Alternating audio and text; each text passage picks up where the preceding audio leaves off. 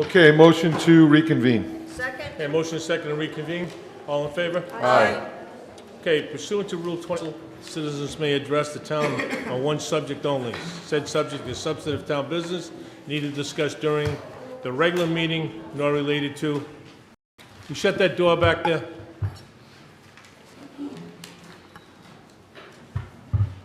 Nor related to personnel or job performance. Citizens may speak for no longer than 5 minutes and must submit a public participation form to the council clerk prior to the start of the meeting. All items discussed during this session will not be voted upon. Do we have any form? No. Okay, we have none. Okay. Town council, town business update. Item number 3, communication of Council of Toronto, update on all active projects and status report that the town administrator presented to the town council. Motion to receive said communication. Second? And motion is second to receive. All in favor? Aye. Mr. Brown or Council of Toronto? I'll just quickly go through the updates that I have. I need to provide a more thorough update, maybe at the next meeting. It's been busy with the budget and other projects. So I'll just run through the ones I have, and I'll provide another update in the future. The first update regarding Red Roads, Phase 1. So these were the roads that we started 2 years ago. The one road that remains outstanding on that list is High Street. I think everybody notices towards, as you get towards Paul Avenue, the road has had some subsequent construction where we had to replace some material in a trench that had originally been dug out in 2000. That trench was repaired. However, over the winter, we did notice there was some settlement near Paul Avenue and then some alligator cracks down towards the north end by the supermarket. So we'll do some remediation in those two areas. And where originally we had reported finishing that final paving in that area in the spring, we're actually going to push that out in the fall. We just want to make sure that once we're done with High Street that the issues that came about from construction in 2000 are resolved, and that road will last for a considerable period of time, the way that we had originally intended. So that's the roads for Phase 1. For Red Roads Phase 2, the contractor is actually mobilizing this week. They are in the process. They're going to start on Cogshall Ave, of raising the structures, and they'll start to do the final paving. Of the roads that we have in Phase 2, there are no issues to report, so that phase of the project should go pretty quickly. Overall, between the two projects, I think we have about $300,000 to $400,000 left over. The Public Works Department right now is looking at identifying what roads were categorized as red on the list, and what we'll do is present those to the council before we execute any agreements to do any further work. But overall, from the November 18 bond, we're in relatively great shape, having accomplished what we set out to do. Number 3, on the school buildings, we talked a little bit about this at the last meeting. The school department has spent about $3.5 out of the $10 million bond. They have a considerable amount of work that's scheduled for this upcoming construction season. So overall, I think I have it yellow as the schedule. I think the expectation is they would be a little bit further along. The other issue that we had talked about is that we talked about the windows at the last meeting, that they would be more expensive than originally planned. So we have some resourcing issues that would get picked up. But overall, the project is moving forward. And we'll get some more updates, I think, directly on the school department from that. Number 4 is the multi-purpose fields at the recreation complex, the former drive-in property. Warren Hall has completed the engineering and design work. Right now on the property, it's designed to fit one regulation lacrosse field and one practice field. We have the plan itself was being looked at by some representatives from the lacrosse community, just to make sure it fit what needs they thought they might see. I am hoping that either at one of the upcoming 1 or 2 meetings, I will bring that plan forward to the council for a final sign-off. We're waiting on some pricing, mostly related to looking at the option of lighting on the property. So we're in pretty good shape with that. We had a little bit of delay. The committee wanted us to make sure we tied in the project to the Gaudet property so that it was logical. So that was one of the issues that Warren looked at. The second issue is just trying to fit everything on the property, whereas the wetlands have grown some. So that took a little bit of finessing on Warren's part. So bottom line, we should be bringing that forward, and I think it incorporates the comments from the committee that they had given us from the original design. Slip lining at Upper Easton's Point, it's about 95% complete. There are some straggler laterals and manholes that we have left, and then we should just be addressing the punch list items. Just as a side note, we have seen considerable reductions in flow at Wave Avenue, so I think this has made a considerable impact on our ability to manage the collection of wastewater in the community. So that's worked out well. There have been a handful of issues where laterals that we slip line have failed, has caused some issues with homeowners. We hear about those, but there's well over 400 connections that were slip lined out in the neighborhood. So when we look at having a handful of issues, it's by far less than having dug every one of those yards up. So my apologies to those people that were negatively impacted, but overall I think this has been the most success we've had in lining laterals.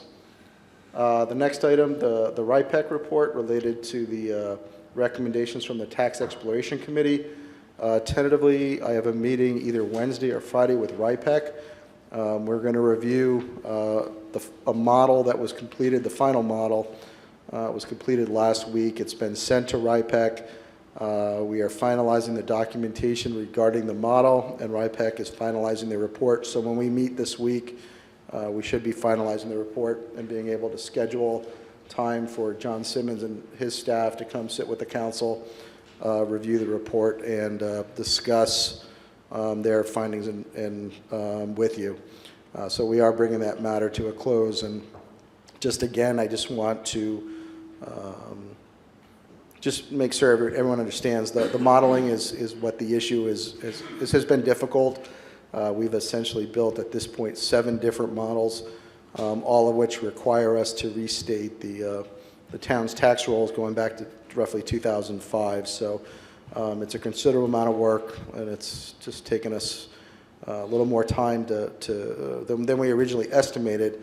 However, it's a good work product, and I think it's one that you can solidly base any decisions that you make on. So I think it's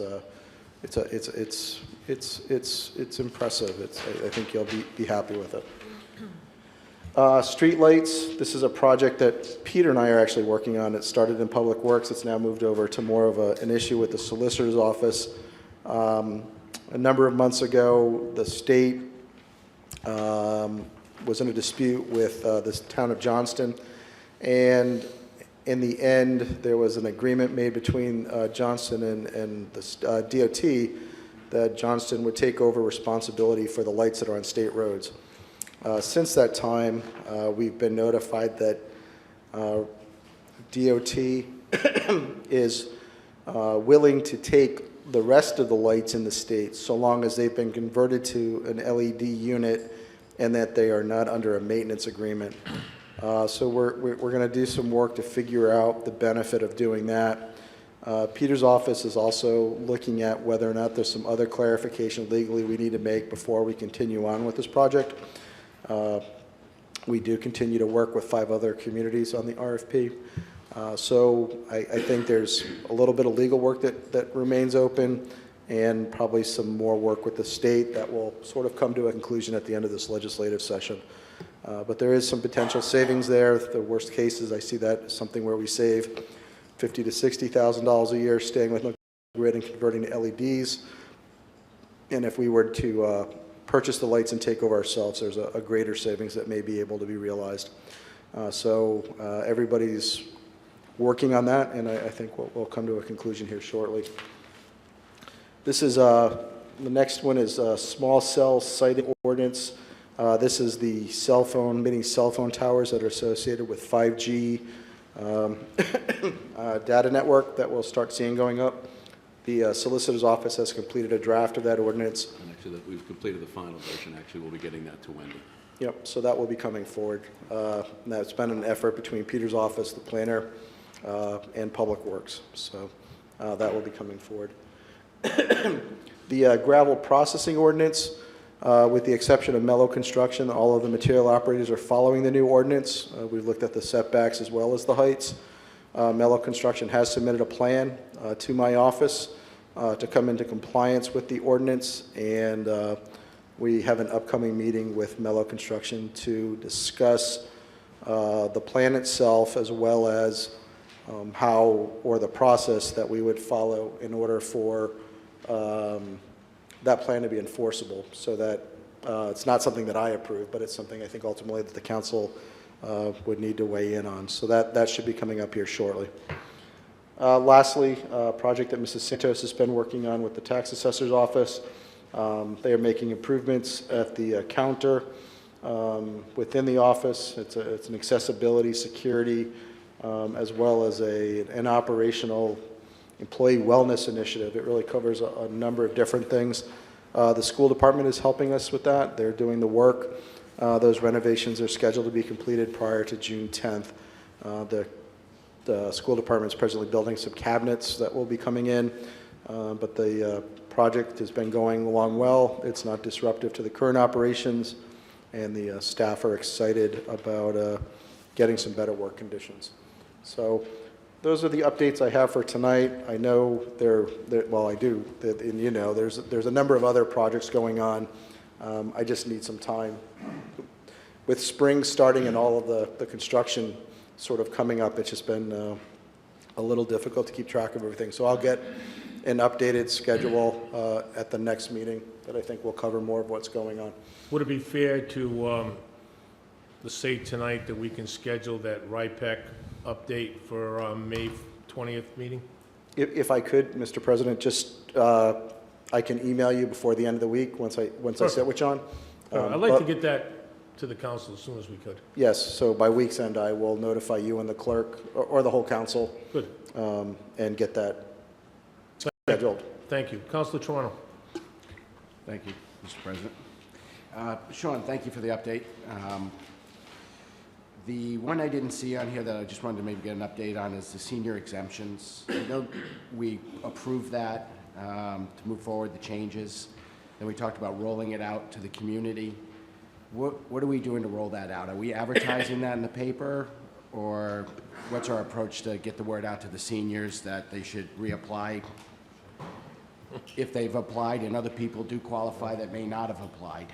I'll get all of the details to you. I know specifically the one part I have been involved in is the assessor has mailed letters to every senior that participates in the program.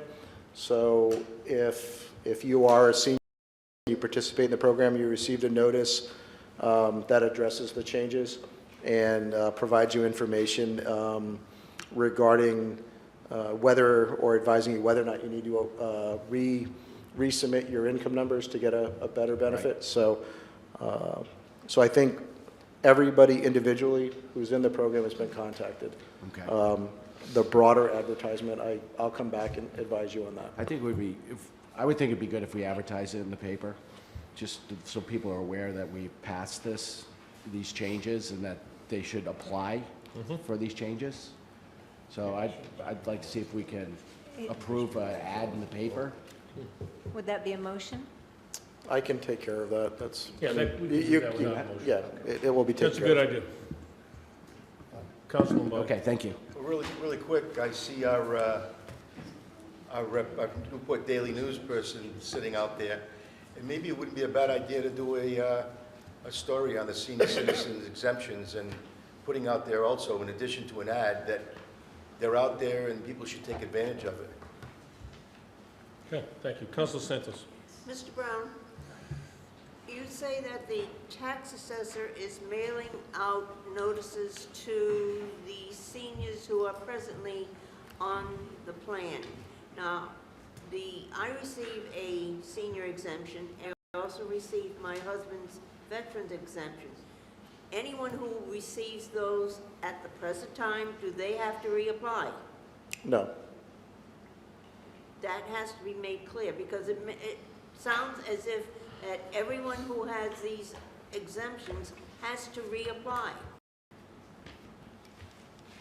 That's the interpretation that I get, that sounds like you have to reapply even though you're presently getting them.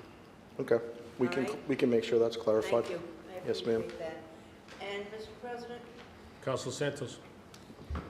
may I sometime talk with our solicitor regarding the gravel? I'd like to, You can talk with me anytime you'd like.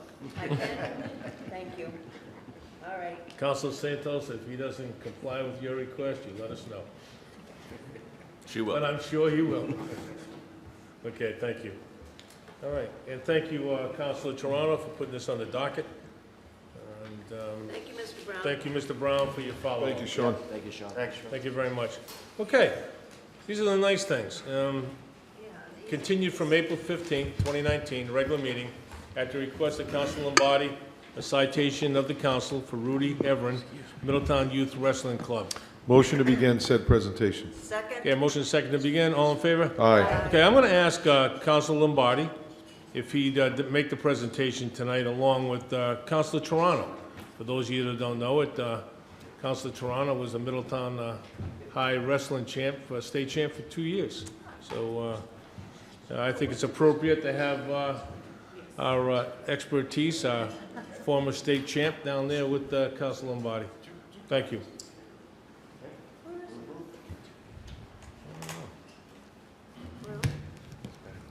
Use the other, yeah, okay, if it works. How's that? Good. So first of all, I'd like to have Rudy come on up with his coach. Claro, come on up too.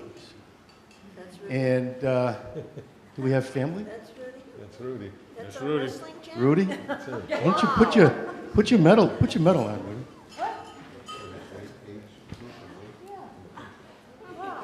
We didn't say it was a heavyweight. Holy cow. He looks nervous. He's a national champion and he's nervous.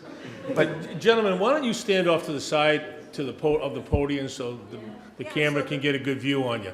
Rick, if you and Dennis can move to your left with Rudy, there you go. Rudy, come on over this side. There you go. There you buddy. go. Is that a little Stand next better, to Nate? Coach. So it's not often that you are in the presence of a national champion of anything, and this is just a great thing. So as the council president just said that Dennis is a two-time state champion, and that's not an easy feat.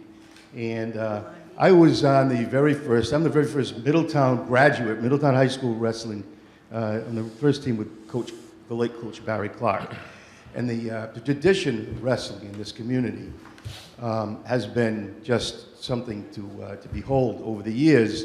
And of course, the youth program, the USA program that Rudy's participating in was spawned when we realized, and many wrestlers, including Coach Clark, realized that they needed a feeder program somewhere down the line, and you needed to bring these kids up into the sport. And I will tell you that wrestlers are a unique breed. They're not like any other athlete you're going to find.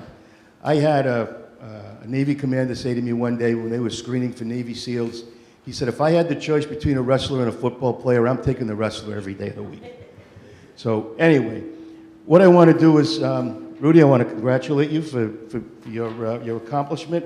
Like I said, being a national champion, particularly in wrestling, is quite a feat. I'm going to read the citation. And it says, be it hereby known to all that the Middletown Town Council hereby recognizes and hereby offers its sincerest congratulations to Rudy Everin in recognition of your accomplishments as a member of the Middletown Youth Wrestling Club, being the first Rhode Island wrestler to win the national championship for your age and weight group at the 2019 USA Wrestling Folk Style National Tournament in Iowa. The town councilors extend their very best wishes in your future endeavors, given this 15th day of April 2019. And it's the wrong date because we were supposed to do it a couple of weeks ago. But Rudy, this is for you. Why don't you hold that up so we can get a picture?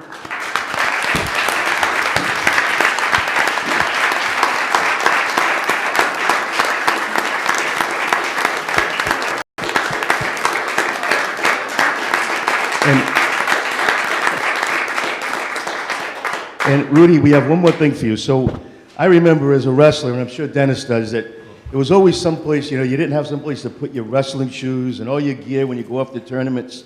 So we've got you a bag. It's kind of waterproof, and there's a spot in the bottom to put your wrestling shoes. And you take that off to your tournaments with you. Try to get it as close to Middletown Blue as we can. And I'm going to tell you, now that you're a champion, national champion, you got to live up to those standards, my friend. So good luck to you in the future. Speech. Thank you, Rudy. And I want to recognize their coaches. Nobody puts in more work than wrestling coaches. Again, I had the opportunity to coach for almost 20 years between coaching at Rogers and Middletown and the middle schools. And, it's a labor of love because you never do it for the money, that's for sure. But to see these kids come up and be accomplished wrestlers and be accomplished human beings and learn respect and discipline and responsibility, that's what it's all about. And hopefully you will be seeing a lot more of Rudy to come. Coach? And just to put everything into perspective, Rudy is a first grader, 7 years old, at Aquidneck Elementary School. And I think he's done more than I've done in my life.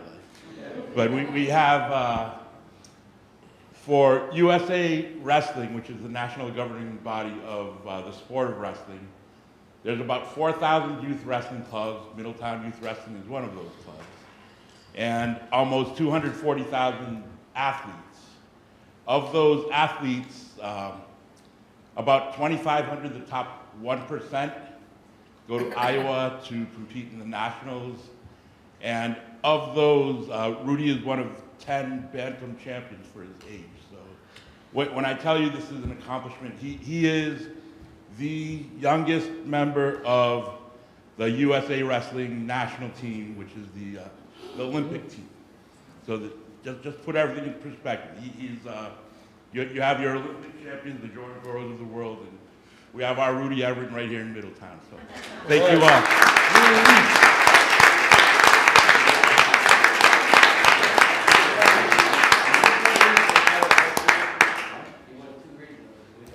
And he won 2 regionals this weekend, so he's not letting his foot off the gas.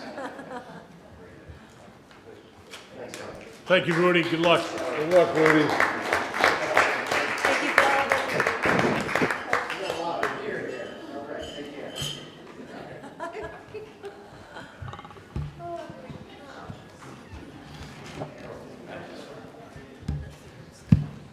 The good stuff. Wow.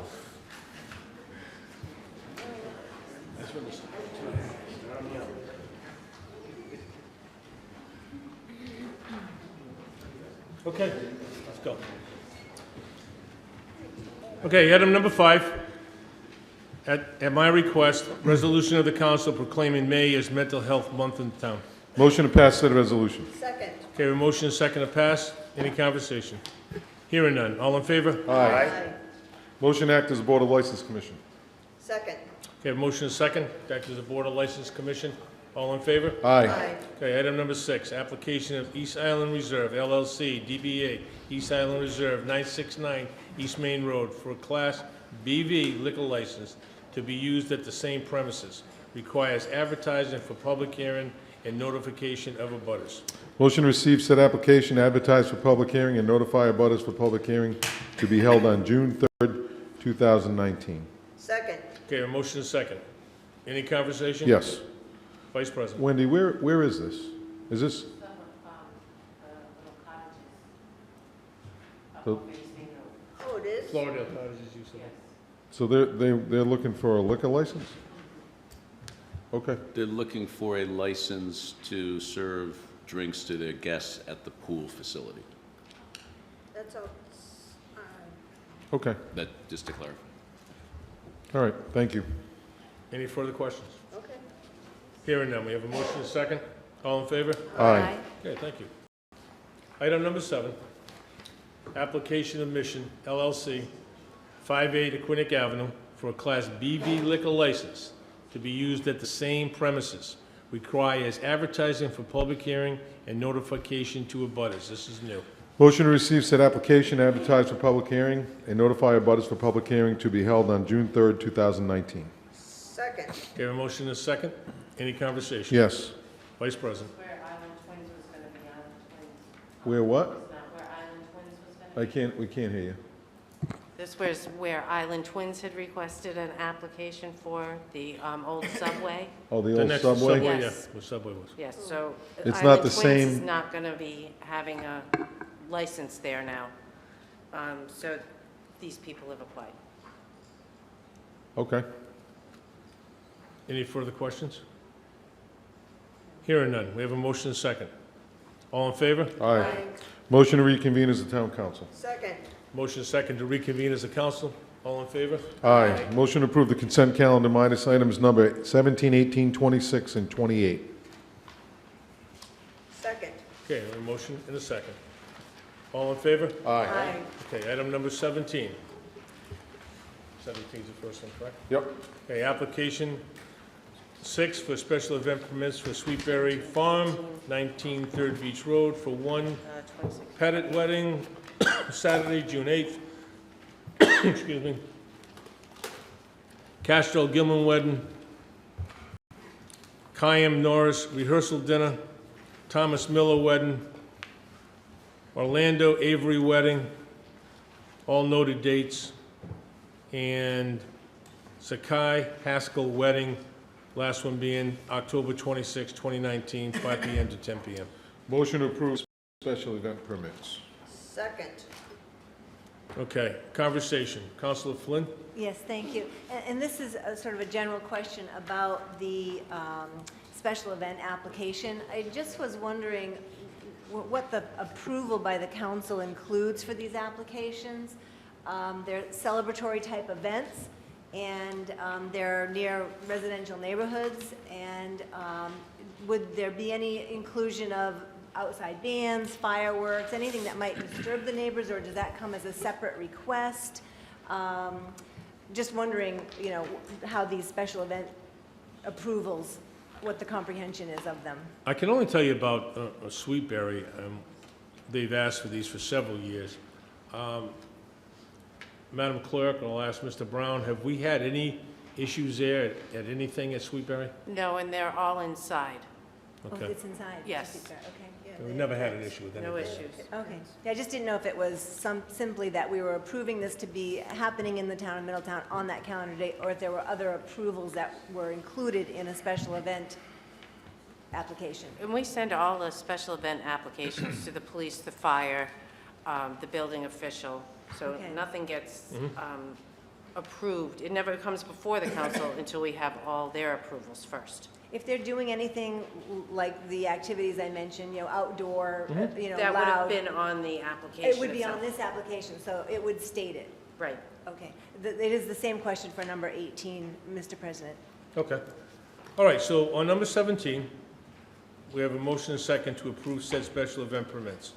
Any further conversation? Hearing none. All in favor? Aye. Okay, number 18. Okay. Please note, Madam Clerk, that Council Lombardi is recusing.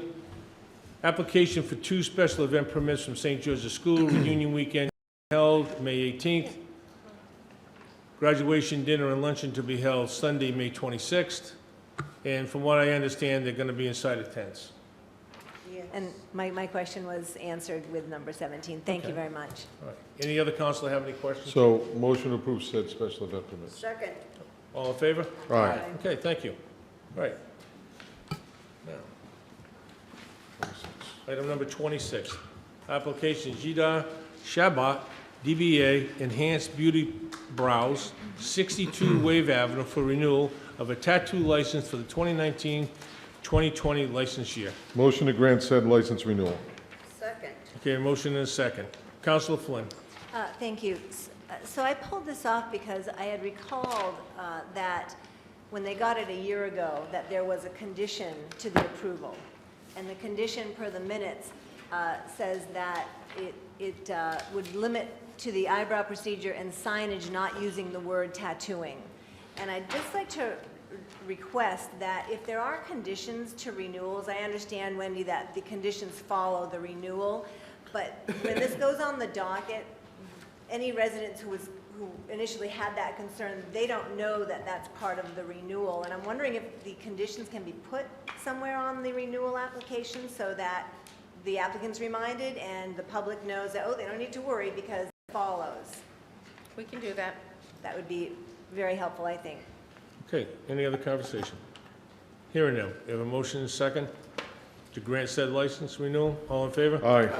Okay. Item number 28, application of MAJ LLC, DBA Rocco and Mia's Little Italy, 59 Aquinic Avenue for renewal of the amusement license for the 2019-2020 licensing year. Motion to grant said license renewal. Second. Do we have a second? Conversation. Counselor Flynn.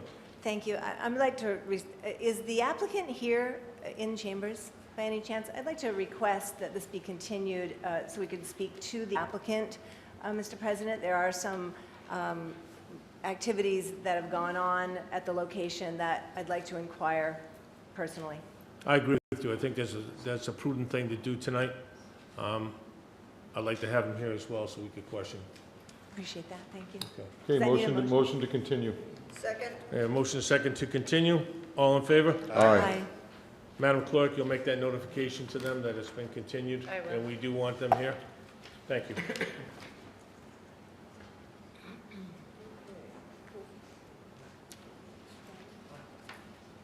Okay, under licenses, 29, application of Marco Bottega Boncani LLC, 36 Aquinic Avenue for victualling house license for the 2018-2019 licensing year. Motion to grant said license contingent on building official, fire marshal, public works, and Board of Health approvals. Second. Have a motion and a second. Any conversation? Hearing none. All in favor? Aye. Thank you. Other communications.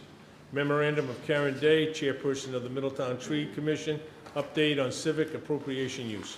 Motion to receive said memorandum. Second. A motion and a second to receive. All in favor? Aye. Karen Day, you here?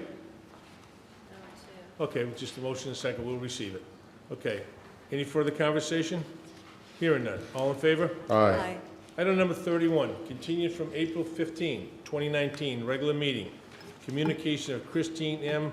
Offenberg, attorney at law, with enclosures, resolution supporting request of Flat Waves LLC regarding a public hearing for a BV liquor license. Motion to receive said communication. Second. Motion second to receive. All in favor? Aye. Okay, we have a couple people that want to speak. Nan Haro, Nan? Okay, you want to make the presentation first? I'm sorry, Nan. Go right ahead. Good evening, Council President, members Please, of the council. make sure you speak into that mic, please. This one. Both of the above. Okay. So, good evening, Mr. Council President, members of the council. My name is Sean Bouchard. I'm here from the law offices of Silva, Thomas, Martland, and Offenberg. Here this evening representing Flat Waves LLC. Wanted to just give a brief overview of what exactly it is that we're requesting at this time, as well as just a background on this application. So I'm joined this evening by Mr. Will Burgess, who's the owner and operator of Flat Waves, which I'm sure most of the members are familiar with, located on Aquinic Avenue. He's been operating that business for over 9 years and has been enjoying some pretty strong success when it comes to serving during the lunch hour. However, in the past few years, there's been a real struggle to maintain the service during the dinner hours, specifically losing out in competition to several local restaurants who were able to serve beer, wine, and other spirits to their customers, which we've heard from several patrons has been a reason for their absence during the dinner hours. And at this time, what we were hoping to do was to seek the ability to obtain a liquor license in order to serve alcohol sales in order to try and boost the revenue and stay competitive with the market. At this time, that would be the intention. Now, I know that the application itself is a little confusing as to what exactly it is that we're requesting from the town council at this time, as it's not actually a liquor license application. This is actually a request for a resolution in support of a legislative change. The reason for that is that the Rhode Island statutes require that no town be allowed to issue a liquor license to a building that's located within 200 yards, or 200 feet, sorry, of a school or church. The location that we're discussing currently is 120 feet from the property line of Gaudet Middle School. Now, it's 800 feet to the building, but that's not how you measure that. It is to the property line, and at this time, we are within that requirement. So what we are seeking to do is have an exemption passed with the legislative package to allow the town of Middletown to issue a liquor license for that property. Having heard from members of the public, as well as some feedback from the school committee when we went before them, we do have a number of conditions that we're willing to agree to at this time in order to try and reduce the potential concerns and try and limit what exactly it is that we're requesting. So I would ask that you just bear with me while I explain some of the conditions that we'd be agreeing to at this time. So although the correspondence indicated this is in request for a BV liquor license, we would limit this to a BL, so only beer and wine sales, no spirits or anything of that sort to be sold on premises. In terms of the actual alcohol sales, we would be willing to limit the alcohol sales during the actual weekdays, Monday through Friday, to only be sold from 5 p.m. till close, with the understanding that that would be after school hours, and so there would be no alcohol sales during the day when kids might be in the, accessing the premises. So that limitation would carry from the Tuesday of Labor Day through to June 30th. That would be in order to encapsulate the school year. So that way, during the school year, there would be no alcohol sales during the day when kids would be walking by the premises. In addition to that, we'd be limiting our hours of operation to be able to close only at 10 p.m. So that way, this is not going to be a late night operation or anything of the sort. Again, the intention here is simply to limit ourselves to be able to serve beer and wine during the dinner hour. Some of these conditions were also kind of more directed towards the zoning board, but I want to make sure we're clear on what we're going to be agreeing to. For those of you who are familiar with the premises, there is an outdoor picnic table area. We would be roping that off so that way no alcohol would be consumed beyond those ropes. It would be a physical barrier that would make it very clear where the alcohol would be allowed to be consumed on premises. No closed containers would be allowed to be served to patrons. This is to prevent anybody from grabbing a beer and getting in their car, right? Our employees would be opening the beer and handing it to you directly so that we would have to be consumed on site. As sure the council is familiar with, any liquor license, the employees would be required to be tip certified, so they would be very much aware of, carding members of the public who might be accessing it and then, preventing any overconsumption. And then in terms of the special use permit decision, which would ultimately have to be obtained for any liquor license in connection with the restaurant use, we would also make sure that it's granted for this plat lot only and that it be limited only to the BVL license in that location. And the intention here is to make sure that this is not something that could be transferred to allow a bar to operate in that location in the future. We're trying to make sure that this is simply for the Flat Waves operation that currently exists, limited to the times that kids are not going to be around the premises, and in addition to that, making sure that this is sold appropriately and that it's managed correctly. Mr. Burgess does have a track record of success and commitment to the community. This is not a new operator coming in. This is simply trying to help out a small business in the location. I know I've taken up a bunch of your time. I'm happy to answer any questions you might have in connection with this. Mr. Burgess is also here should you have any questions.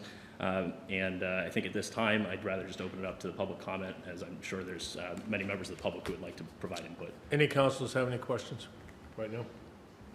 Okay. Madam Clerk, I'm going to ask if you could take the timer and place it on the podium.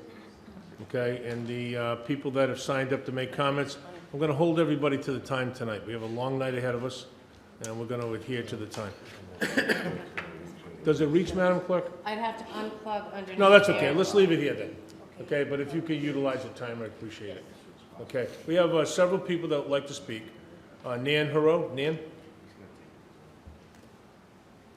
Name and address, please. Sure. Thank you, Council President Sylvia and members of the Town Council. My name is Nan Haru, and I live at 51 Bay Ridge Drive in Middletown.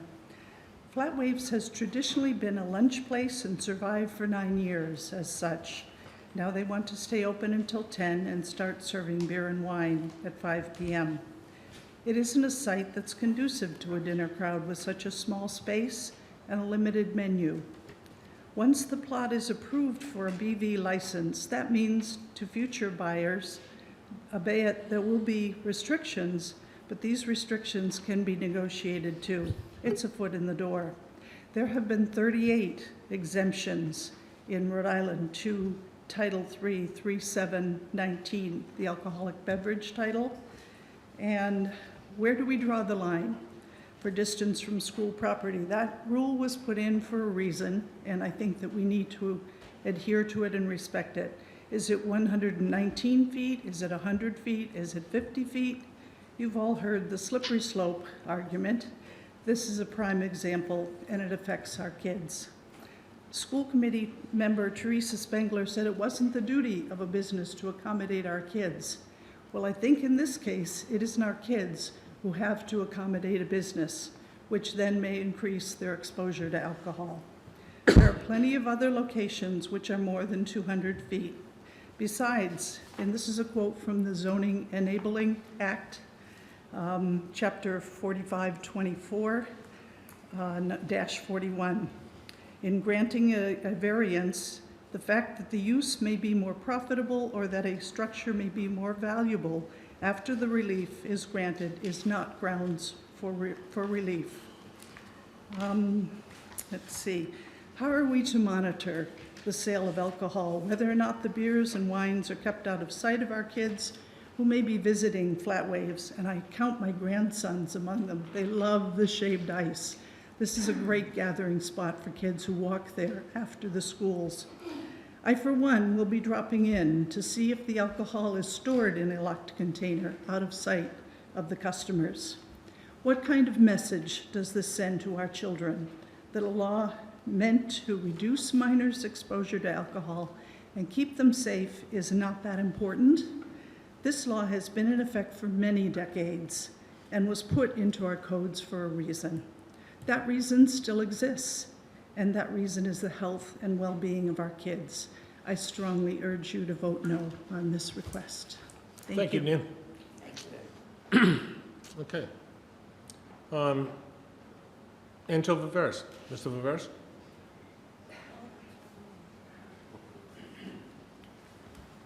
Anton Viveras, 110 Indian Hill Road.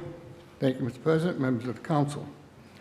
I look back on history, and I remember the Glass Onion, when they were at the Newport Vineyards, and then they had to move because they wanted to expand.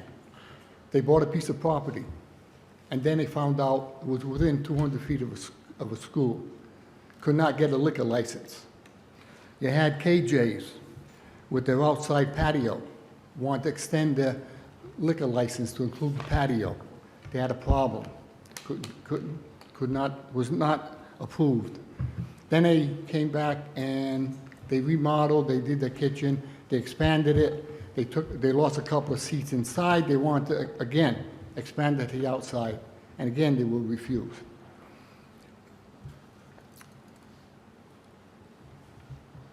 I believe that we are going to be opening up Pandora's box if we approve this. 200 feet down to 119 feet. The school department, the children, they have sports on the property. That's there until after 5 o'clock. And they have football practice on weekends, different times of the week. Get a head start, especially at the beginning of school. I think this is a mistake. If they want a variance of the law, they ought to apply for it first to the state and then come and say, we have this, we like the liquor license. And I do believe that the school department overstepped their bounds and did not have the best interests of our children at heart when they took part in this and helped supposedly approved it to give the applicant further support. I urge the council to reject it. Thank you. Thank you, Mr. Rivera. Thank you, Tony. Okay, Teresa Spangler. Teresa? Write my last sentence.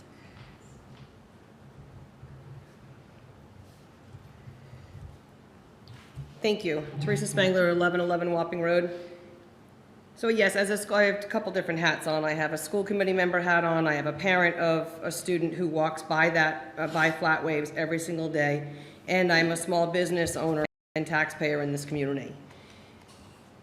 The Flat Waves did come before the school department, and the school department did support the fact that they could pursue this with specific detailed restrictions. And Flat Waves completely agreed with that, to do the dinner hour from 5 p.m. on, when students are not walking past the restaurant any longer. They do walk past there at 2 o'clock in the afternoon, 2:30, 3 o'clock, 4 o'clock, but they're not walking past there anymore after 4. I know, I've had boys and girls students walking back and forth for different sports. When I mentioned this to Flat Waves, they were absolutely respectful of that and immediately jumped to the 5 o'clock window and said, that makes perfect sense. They don't want anything to do with worrying about students. The Tuesday after Labor Day to June 30th, it's doing it Monday through Friday at 5 o'clock. Again, it's being cognizant of the school year. July 1st to Labor Day and Saturdays when they're opened, they should be able to do lunch and dinner. They're a restaurant.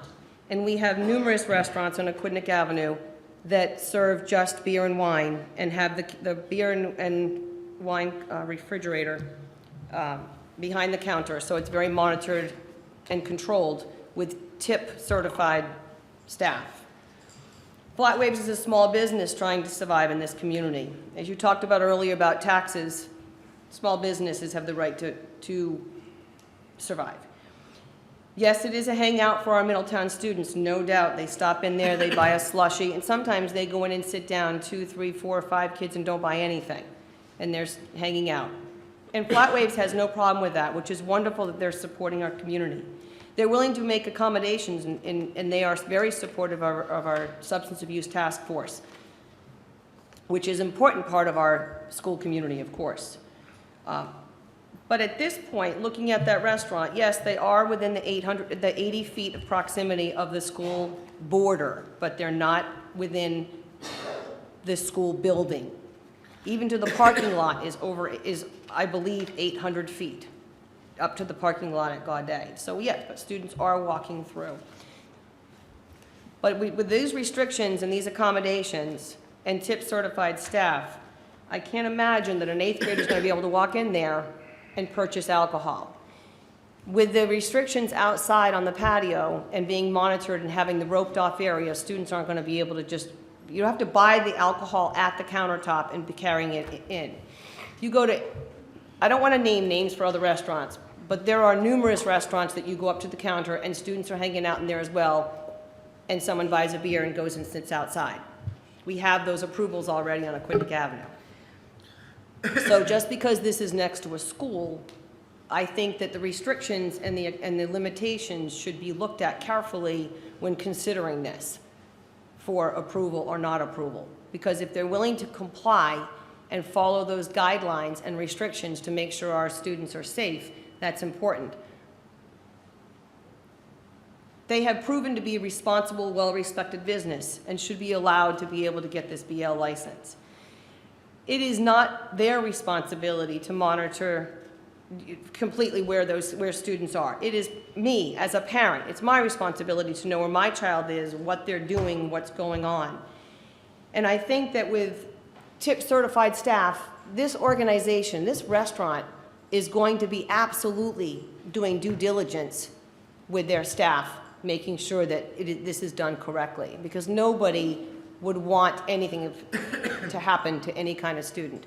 But again, there are numerous restaurants on Aquidneck Avenue that sell alcohol over the counter that you can take that beer and step outside. So why would this be any different? And I think that, this is Small Business Week, supporting and encouraging small businesses to stay afloat. I think this is something that needs to really be considered for approving for Flat Waves to be able to have the limited restricted BL license. Now, don't forget, this has to go before legislation first. So that, I think what's happening tonight, and correct me if I'm wrong, Peter, this is what, the town council would be approving this to go to legislation, is that correct? I believe that's what, Mr. Bouchard can correct me, but I believe that's what the applicant is requesting. So then at that point, the legislators would be able to make the final decision and then come back to you. No, that's not, it's got to come back to us for the license. Thank you, Teresa. Thank you. Okay, Susan Whitney, Susan? You want to make some comments in regards to this? Hi, I'm Susan Whitney, 13 Stimson Street, Middletown. I do not support the exemption for Flat Waves. Being a mom with 2 students in the school system, I feel like it's located too close to the school. I'm concerned also with the after hours, 5 o'clock, there are sports going on. Weekends in the summer, there are summer camps, summer school. So I feel like having it so close to the school could normalize the use of alcohol, normalize this use for the kids. So I do not support it. Thank you, Susan. I have another Susan that just put the paperwork in. I can't read your, come on up, Susan. Shank, okay. Name and address, please, Sue. 341 Boulevard, Middletown. I also object to the exemption. I think at the heart of this matter, I'm former chair of the Middletown Prevention Coalition. I believe we've had an amazing relationship with the town, but I think at the heart of this matter is we have a 200-foot safety zone around our school. I would strongly object to the town beginning to dismantle that. Let's keep the safety zone where it is. I believe what I heard is that this law has been on the books for 80 years, and there have only been 36 exemptions. I just don't want to see Middletown in that category. Thank you. Thank you, Susan. Thank you. Okay, any councilors like to make any comments? Councilor Lombardi? Mr. President, members of the public, so I promised myself that I would be objective on this. I've heard from a lot of parents. I've heard from representatives of this business. And I'm weighing this out in my mind, and I'm trying to be fair, but I'm going to tell you the truth. So after almost 30 years in law enforcement, having sat on the Prevention Coalition before I was on the council, having sat on the Juvenile Hearing Board, and having worked with our youth, as some of you heard earlier, as a coach. There are a lot of reasons why this is not a good idea. I have no doubt that the owners of this business are responsible, fine business people. I have no doubt about that, rest assured. It's not about whether or not you're going to allow our kids to be served. It isn't about that. It's about the fact that this law has been on the books for 80 years, and I had somebody say to me, it's archaic. It's not archaic. There's a reason why it's been on the books for 80 years, and there's a reason why there's only been 38 exceptions. We're opening the door, if we grant this, to go up to the legislature. But again, I know you take it on a case-by-case basis, but I think we open the door for other people to come to us and say, well, you did it for them. Well, because we did it for them doesn't mean we have to do it for someone else. So that's a couple of points. The new fields that are going to go in over at the drive-in, that the request of the committee and the council was that we make those new fields contiguous with the Gaudet fields. We want it to be part of that complex. Those fields, we hope, are going to be used a good portion of the year. And with the possibility of lights being there, our kids are going to be there. Our kids, they are now at night up at the Gaudet fields at night because there are lights there at the football fields. It goes on all the time. We have summer basketball camps on the basketball courts at Gaudet. We have summer school. So to say that that's not going to happen, to say that it's not being used all the time, and the fact of the matter, with those new fields being right across the street, within that 200-foot zone limit, maybe even closer, I don't think it's a good idea. The statement that was just made about the responsibility falls on the parents, well, yeah, I agree with you. The responsibility falls on the parents who know where your kids are. But you also know that when your kids are in an after-school activity, an evening activity, and they're being monitored by coaches, and they walk home at night, that if they stop at this business, that yes, by law, the responsibility falls on the business owner, not on the parent. It falls on the business owner. And I will say it again, I have no doubt in my mind, I would like to believe that our young people wouldn't be served there. But as a former police officer, I know what can happen. Things fall through the cracks. Trust me, it can happen.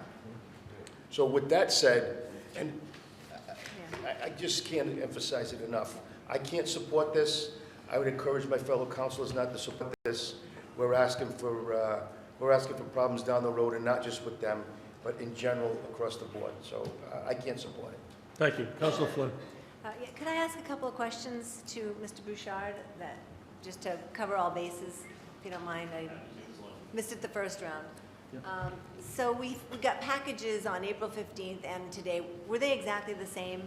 They should be. Okay, just Yeah, wanted to there was make- no additional submission from our end. Okay. Except for the Yeah, except for those. BV and the BL request. Correct, yeah, we have since altered from a BV to a more limited BL. Okay, and Correct. where would the conditions show up in the documentation? Is that something at the state level, or when you come back? So it wouldn't be in the state level, and that's simply because of the way the exemptions are placed into the legislature. What we would do would be put those specifically into the zoning approval that would have to accompany any liquor license application, right? In order to, this is regardless of whether you're in the school zone or not, if you're a business, if you're a restaurant attempting to operate with a liquor license, you need to go before zoning and get a special use permit to allow that. So what we would do is put all the conditions we've discussed into the zoning decision and articulate within the zoning decision that would be recorded in land evidence records of exactly what is being authorized to operate in that location.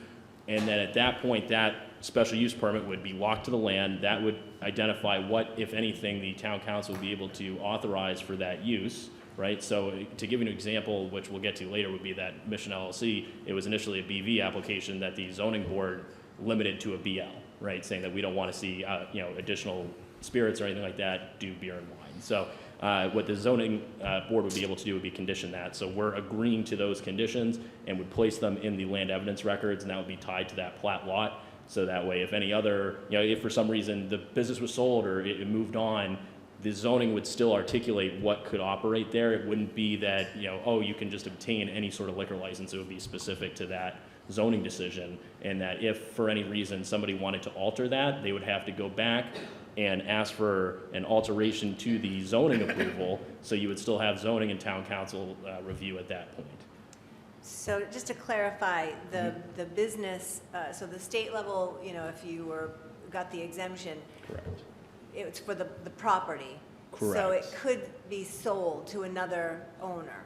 Right, and And so. that exemption would follow the property. Correct, and so this was why we wanted to make sure that we had the limitations on exactly what it was that would be allowed, so that way there wouldn't be this future expansion to a bar or anything of that sort. We would have that specifically in there to prevent that sort of expansion, because we are sensitive to that concern, and we were trying to provide that limitation, moving forward without, severe oversight from the town, both zoning, town council, anything of that sort. Okay, you say in your March 26th letter that the resolution is in the process of being submitted to the Rhode Island Senate and House of Representatives. Has that been submitted? No, It has not. No, that has not been submitted. Before we were going to do that, we wanted to have letters of no objection from both the town council and the school committee. If the town council and the school committee aren't on board with this, there's no sense for us to try and move forward with it. We would, we're still members of the community. We still want to, make sure we're respecting the wishes of the town. And if the town council and school committee weren't on board with this, it's not something we would be moving forward with. And so that was why it was continued. At the last hearing, we went before the school committee, received a positive vote in favor, the letter of no objection. And so that's why we're now moving forward with tonight's hearing. Okay, and last question. In the documentation, I actually poured through it. You noted in the exception, I think it was the list of exceptions, that number 26 and 27 were noted for Middletown and Portsmouth. And can you describe the properties or the situation? Do you know? So the Portsmouth is I believe that's the Portsmouth Public House. And then the Middletown one is an interesting one simply from the standpoint that never actually ended up. They went through all the process of getting the exemption and then never moved forward with it. It was initially going to be a Buffalo Wild Wings, which is located at what is now Staples. And so that was, again, it's also important to point out that this is for, it's 200 feet of a school or a church. That one was in connection with the church. And they were able to get the vote from the church and the town to approve it, and then ultimately never move forward with, obtaining a liquor license. I'm not familiar with the public house. Where's the school or church to that one? It's, Is that King's Grant? yeah. What's the school? Oh, is it the church, the white church? Okay. Yeah. Okay, I just wanted to know what Yep, those were. no, good questions. Okay, so that's questions. I'm going to wait and come Okay. back, I think, just to Vice President. review I my have notes. a question. So why would you go before the school committee if they have no authority to approve? So ultimately, the decision was that we wanted to make sure, since we're asking for the ability to obtain a liquor license within 200 feet of a school, it would make sense to, gauge the interest of the school committee to even entertain this. Even though they're not the permitting authority, ultimately, we're getting a request from their kids, their property, and it felt pertinent for us to, obtain their input, their support. Ultimately, the conditions that we've discussed, again, were part of that discussion. I think it was certainly a productive endeavor for our sake, even though it's not something that ultimately binds any legislative action or anything like that. We could certainly, I guess, move forward with attempted legislative change without the support of the school committee, but that would, again, from more of a community standpoint, it would make no sense to go forward and obtain an exemption for a 200-foot buffer from a property owner that ultimately has no say. So that was more of an attempt to try and work within the community to gauge that interest in their input before Okay. going forward. I have a question for your client. Yep. So how long have you been at Flat Waves? How long have you owned Flat Could we Waves? get your name and address, please? Will Burgess, 48 Homer Street. Is So that in Newport? That's in Newport, yes. Okay. I opened Flat Waves in June of 2010, and I've been the owner ever since. Okay. Is that your primary occupation? Is That's this, it, that's me. Is this restaurant? Yes, sir. Okay. Okay. So I guess just some comments from me. My feelings kind of echo Rick. I've heard nothing but good things about Flat Waves. I know the kids love it there, and but that's a whole separate issue than what you're asking for. Certainly. With all due respect, I can't support this either because that law is a law for a reason. And so for me, it's a law that protects, to help protect children. I don't know if you know the history of that plaza, but about 15, 20 years ago, a local businessman purchased that plaza with the intent of making it a bar.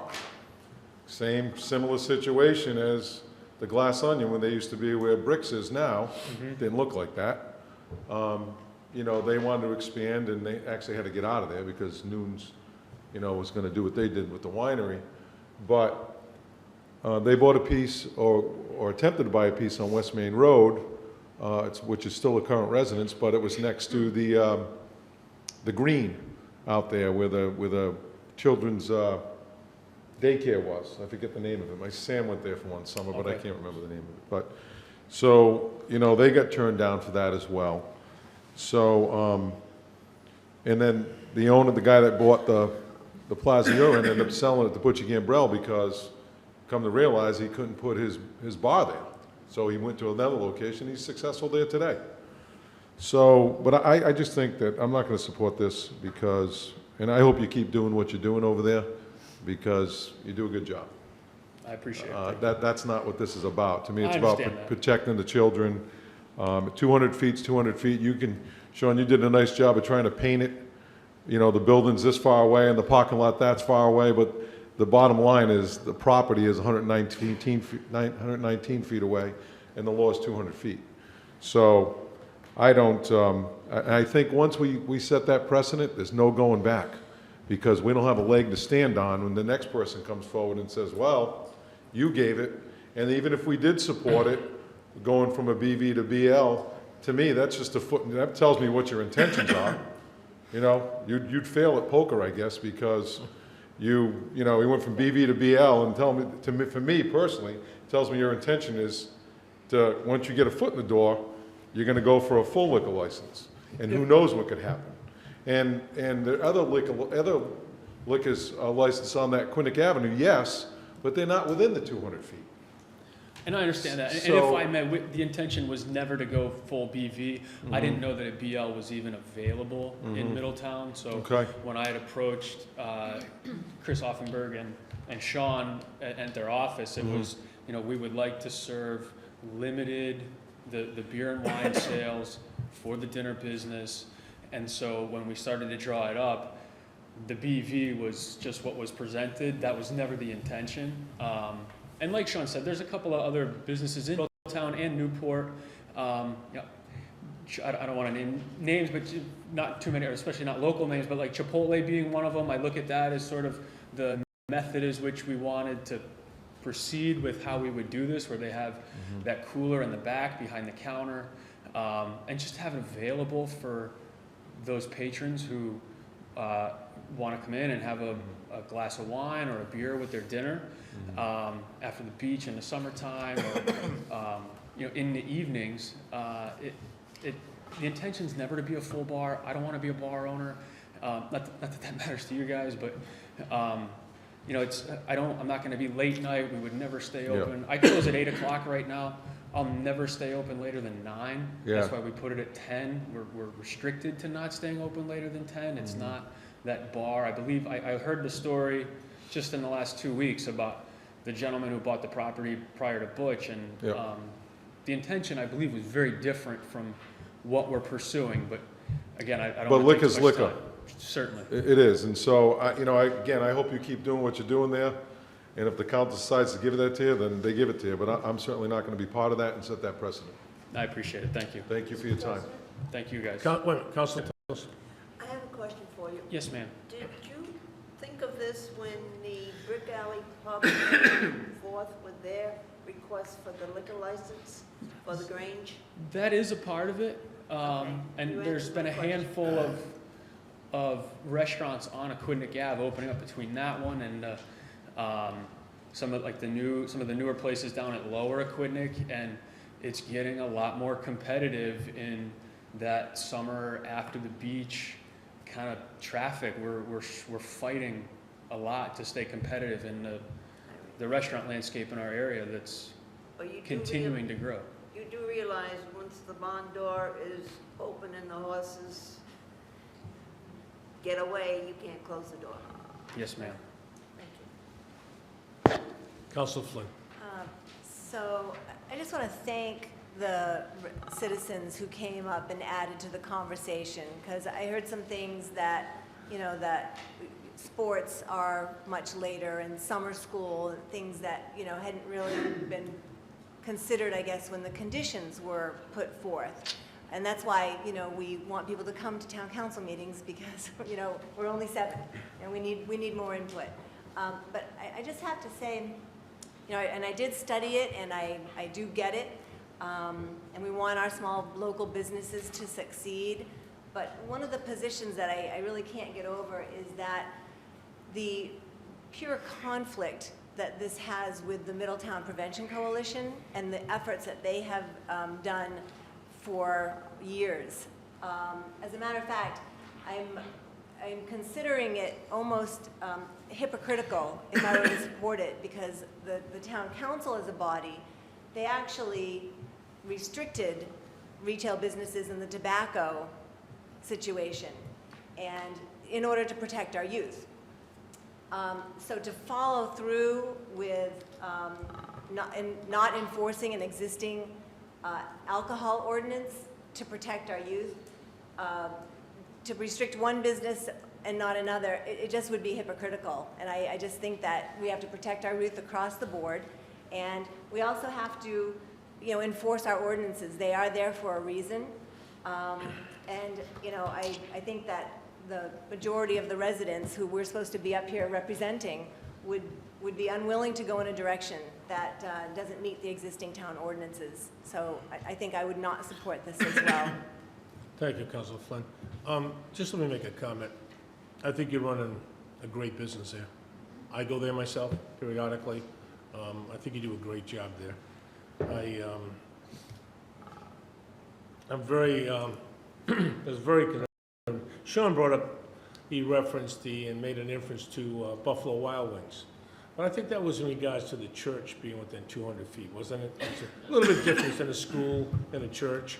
And that was, and I don't even remember that we even approved that to send up. I think we had discussion on it, did we? It was approved, I think, once the church stated that they did not have an objection to it Once they signed being off on it? approved. Yes. Yeah, a little bit difference with the church being there and with the school being there, so, but I want to commend you for the business that you do run in town. I appreciate it, thank you. Okay, thank you. Okay, any other further conversation? Hearing none. Item number 32, continued from April 15, 2019, regular meeting. This is the resolution of the council, an act relating to alcoholic beverages retail sales. Motion to pass said resolution. Okay, do we have a second? I'll second it. Okay, we have a motion and a second to pass the resolution to allow you to move forward. All in favor? Opposed? Aye. Okay, thank you. Yeah, we appreciate the consideration. Thank you, Nelson.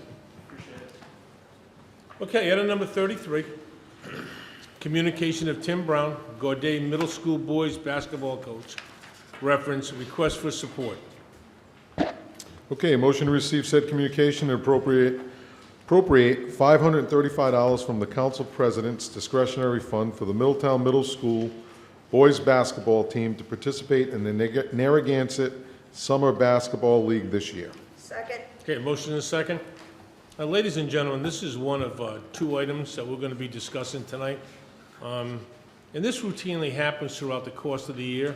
This council goes above and beyond with just not only the financial allocation that we make to the school department and the school administration, but we also support a lot of these after-school activities. That the funds do not come from our allocation to the schools. It comes from our allocations to what this council believes are in the best interests of our youth. So we have a motion and a second. All in favor? Aye. Okay, item number 34, communication of Michael Yates, girls varsity basketball coach, Middletown High School, RE, request for support. Motion to receive said communication and appropriate $425 from the council president's discretionary fund to participate in the North Kingstown Summer Basketball League this year. Second. Okay, a motion and a second. And again, ladies and gentlemen, another example, and this routinely happens, how we support our youth, and we want to see the best for them. Okay, I have a motion and a second. Any conversation? Hearing none. All in favor? Aye. Okay, thank you. Item number 35 is the public hearing as advertised. Town of Middletown, application of BY 2018 application, Small Cities Community Development Block Grant, known as CDBG, for certain projects in the amount of $743,497. Motion to open the public hearing. Second. Okay, we have a motion and a second to open the public hearing. All in favor? Aye. Aye. Mr. Walowski. Good evening, Mr. President, members of the Town Council, Ron Wolanski, Town Planner. This is the second public hearing for this year's, it's actually program year 2018, Small Cities Community Development Block Grant application. You've had the first hearing where we announced the program for this year and solicited input. During the second public hearing, you now have a list of proposed projects to be included in the town's Community Development Block Grant application. As you know, this program is funded through federal funding that is funneled through the state, and then in our situation, we're part of a pool of communities that compete for available funding for small communities for various programs. In the Town of Middletown application, you'll see 7 programs being proposed, plus a line for administration of the program. That last item, number 8, is for administration. The first 2 items on the list relate to public facilities, and these 2 programs, or 2 applications, 2 projects, would be for town facilities. The first item being a proposal to request funding for the Middletown Senior Center to install an events pavilion at the outdoor area of the property in back of the building. That is a request from the Senior Center Director for $46,100. And then the second public facility application is related to sidewalks at Oxbow Farms. You may recall that over the past several years, there's been an ongoing process of improving the sidewalks in that property. New concrete sidewalks were added as funding has allowed. Some dilapidated asphalt sidewalks were removed due to concerns about safety, and now we're continuing to seek funding to install some new concrete sidewalks in that area of town. The Senior Center project, senior centers are categorically eligible for CDBG funding due to their service to the senior population, and of course the Oxbow Farms neighborhood is eligible as a low moderate income neighborhood in the town of Middletown. The remaining items on the application are for regional public service providers, nonprofit agencies. I think I'll turn it over to Christian Belvin here from Church Community Housing to discuss those applications. And as you know, Church on an annual basis has always helped us prepare these applications, and we're very thankful for their support. Thank you. Good evening, councilors. As you may be aware, the CDBG program has undergone various changes over the last few years to the way that the applications are accepted and the types of activities that can be applied for at any given time. It used to be that there was one annual application, at which point you applied for all of the activities that were eligible for CDBG funding. Now that's been broken out into a rolling set-aside where you can apply for housing and economic development and housing rehab activities during most of the year, and then there's still the annual application with a deadline of May 15th this year. That's what this second hearing is for, and that's to apply for public facility and public service activities. The state has been encouraging municipalities has been encouraging the streamlining of CDBG applications to through the process of identifying lead communities that apply for all of the regional activities just through that community, and having other communities that benefit from that activity to assign their application slot to that lead community in order to facilitate that, so that instead of having a CDBG contract with Tiverton and Portsmouth and Middletown and Newport individually, each of them having a contract and having to do the compliance and monitoring, that instead you identify one lead community and you have one contract, and that contract then is what has to be monitored and complied with. And so in the past, the city of Newport had typically been the lead community for the Newport County communities.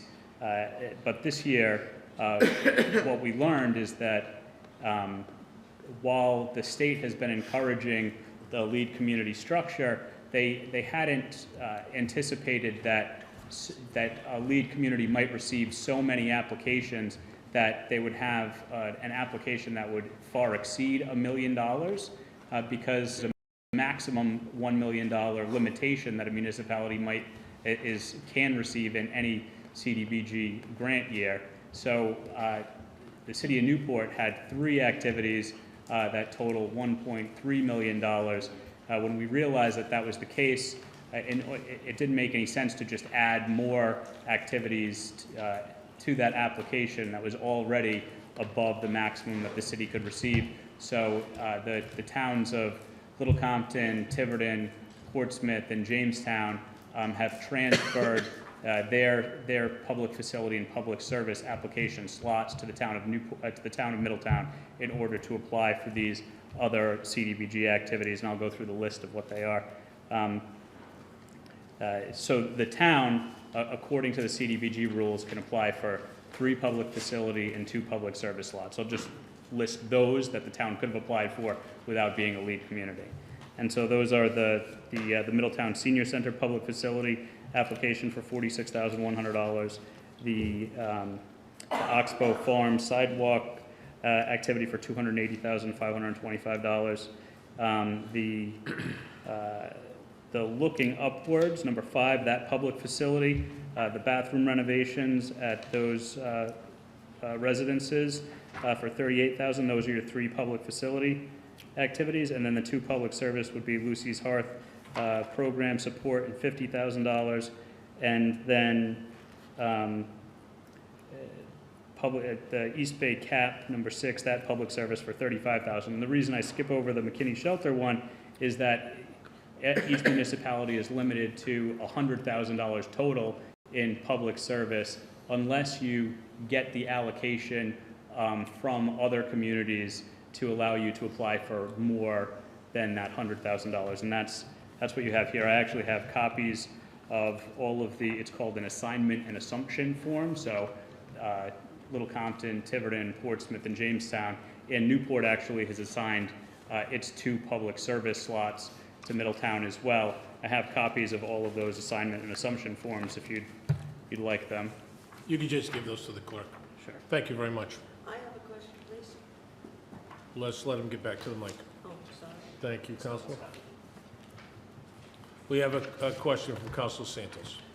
Okay, can I just Go ahead. finish the list? So then the last one is the Community Housing Resource Board Housing Hotline for $42,000, and the McKinney Shelter activity for $200,000, the town admin for $51,872. All right. My question pertains to number 4, where the McKinney Cooperative Shelter for Homeless, Mhm. they are serving homeless from Middletown too, am I correct on that? Absolutely, yeah. Now, number 6, they would also service people from Middletown who would need Correct. accidental work for $35,000. Okay, Correct, so yeah. they would take care of Newport, Middletown, Yes. any other community? Yeah, these are all regional service providers, so. They are, Yeah, I don't know if they're limited to Newport County or a larger service area, but. They would include Portsmouth. Yeah. All right, thank you.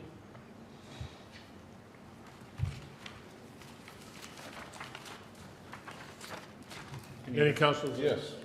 Vice President. So I have a question, I don't know if it's Christian or Ron. So when I think about maybe areas of town, I'm not sure if they qualify or not, but I know some of the lower income areas like Ludlow Road over that way, areas like that, I mean, I have nothing against, I'm all for what's on the plate. I just trying to think of, because it's usually the same ones over and over again, which is fine if they qualify, but I didn't know if the town could benefit by that. You know, I remember years ago when I worked at Public Works, we put in all the sidewalks ourselves over it and the curbing in Ludlow and Buck and those areas over there. So I think, I don't know if they're considered low income or if We had done a survey several years ago of that neighborhood and actually applied for funding within that neighborhood, never successfully got funding. But I believe that we would have to go back out and survey. You have to interview residents and understand their income levels and whatnot before you become eligible. Christian can probably explain it better than I can. Sure. Everything with the CDBG program has gotten more stringent over the last few years. I actually was the person that did the survey of the Commodore Perry Village neighborhood. We put together the survey form, we mailed it to all of the residents, and then when we didn't get enough responses for the statistical significance, I actually went door to door and asked people to complete the survey and get enough respondents to put together the analysis to show that that neighborhood was more than 51% low mod income. But I don't know why the state chose not to fund those applications. We used the survey results and submitted applications for that neighborhood year after year after year, and they just never awarded those funds.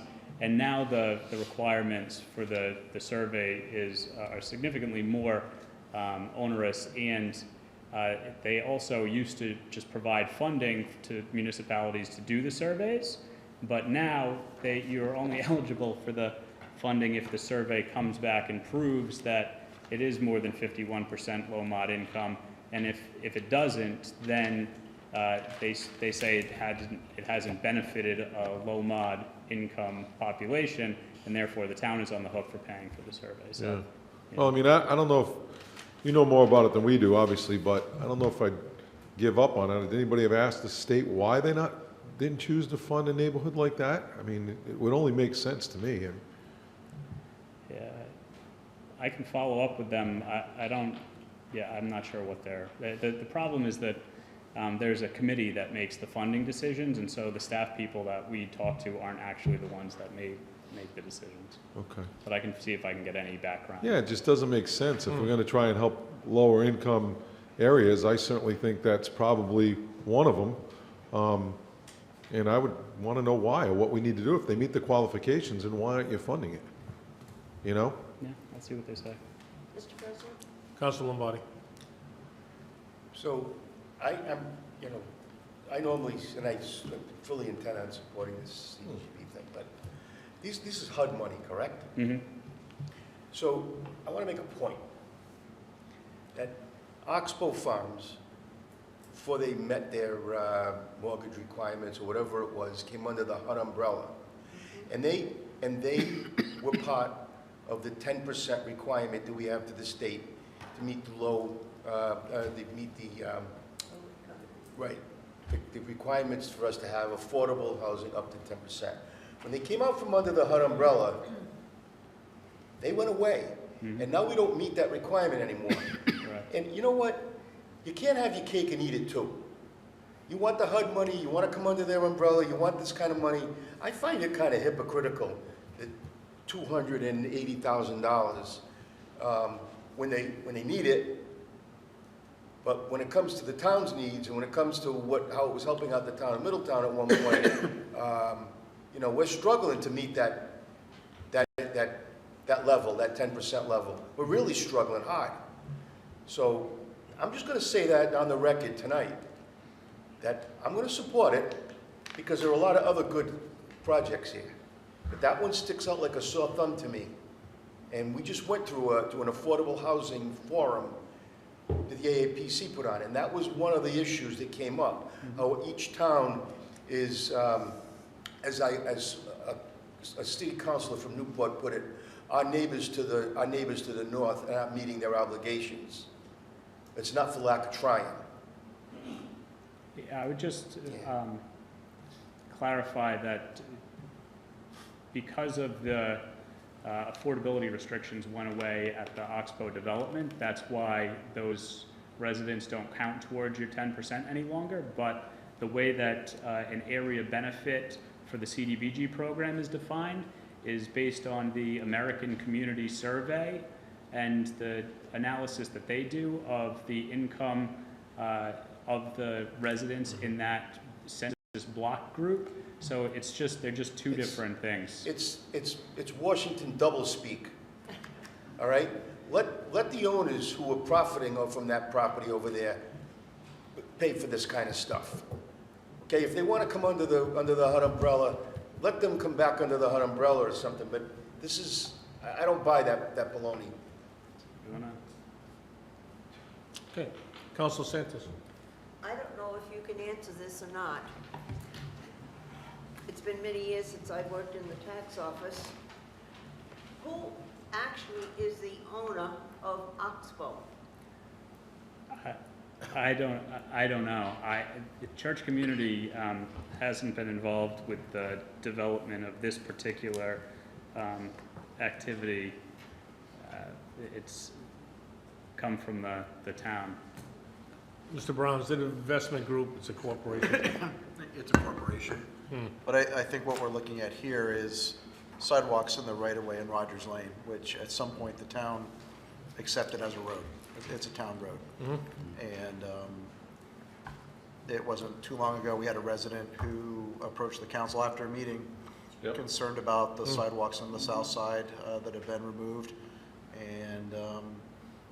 And that's why it's here. There are, I understand the argument on Oxbow Management and the corporation, and it's no longer Section 8, but there are residents out there that depend on the sidewalks and getting to the bus stop to live in the community. So that's why it's on the list. Yep. Thank you, Sean. We do get tax money out of Oxbow, correct? Yes. Thank you. Okay, any other questions? Christian, thank you. Thank you. Okay, is there anyone in the audience that would like to speak in regards to this? Okay, seeing none.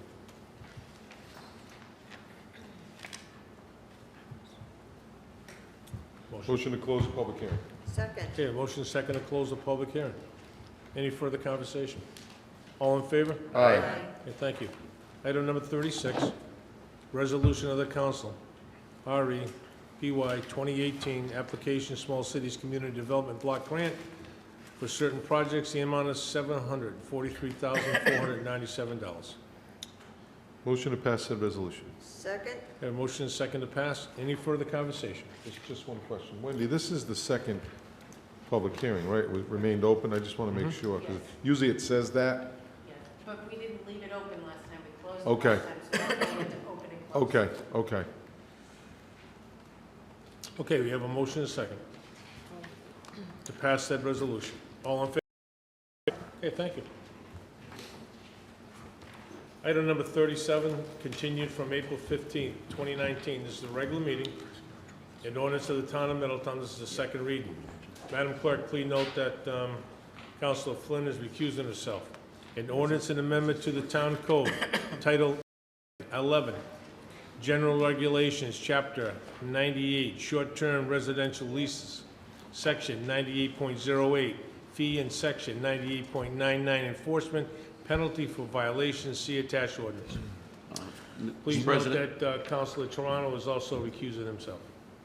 Mr. President, we had a discussion at the previous meeting about there's two changes that are in the amendment in front of the council right now. It has to do with increasing registration fees and increasing fines. There were also discussions about potentially other changes to the ordinance. Following the last meeting, the administrator, myself, had a meeting with Chief Cure, other members of the police department, as well as the building department to talk about the enforcement of the ordinance. And as a result of that discussion, came up with some recommendations for additional changes to the ordinance, which we think will make the ordinance easier and more effective to enforce. So the suggestion would be that we essentially withdraw, rather than reviewing those things piecemeal, to withdraw this at this time, and we'll present a comprehensive amendment with those other recommendations to you at the next meeting. It's up to the council's discretion. I want to ask my councilors, what do you feel about it? I don't have an issue with it. I don't have an issue with it. Okay. We do have, We just had residents sitting we here have that- Mike Flynn. Mike, did you want to make any comments, or you heard what the solicitor, please come up to the mic. You heard what the solicitor said, so there'll be some further recommendations. Mike Flynn, 34 Warren Ave, Middletown, Rhode Island. And thank you, Mr. President and council members, for listening to me. So that's great that we have some more coming up. I appreciate that. And don't take this the wrong way, but I sent an email. I spoke at the April 1st meeting. It came up again was going to come up again at the April 15th meeting. On April 12th, I sent an email to the town council saying, hey, I've looked at this and it looks the same. What's going on? Didn't hear from anybody. I just would ask that if a resident, me, anybody, communicates with you guys, come back and say something. You're an idiot, good idea, something, just come back and say something. That's all. And then once we see the new, don't say that, really. Once we see the new ordinance, then I may have more to say, but I just wanted to get that out there. Okay. Thank you very much. May I say something, please? Yes. I don't always get emails from residents because of how my email is listed in the town. It's under T. Santos. I don't always get that. So if I didn't get it, I didn't get it. Okay. Understood. There's a general email, and maybe we should just make sure it works. Thanks, Mike. Okay. So, we'll make a motion to, Motion to continue. Second. have a motion and a Motion second. to withdraw. Motion to withdraw. Second. Have a motion and a second to withdraw. All in favor? Aye.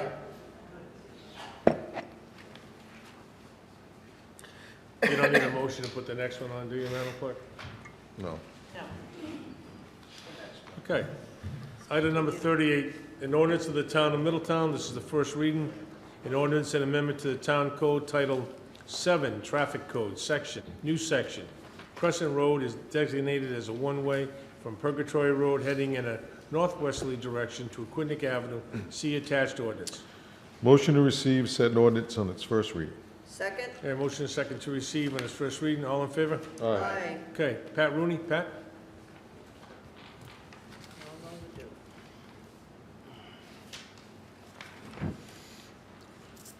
Good evening.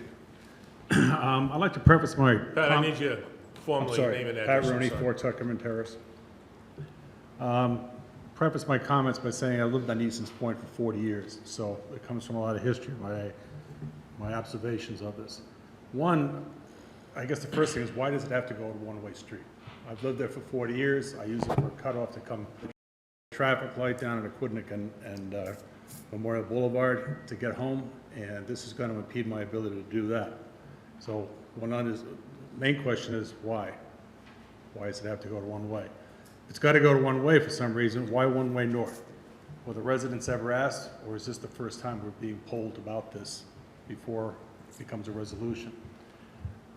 We lose an option for one traffic to get to Easton's Point and the beaches. This is going to force a lot of problems for southbound traffic. They have to now to go down to the light, make a left to get to the beaches, to get to Easton's Point. I know Dennis can probably knows that from living out near me as well. To get there is going to be a nightmare. It's a nightmare now in the summer. The traffic light would create a major backup. There's little room for 2 cars.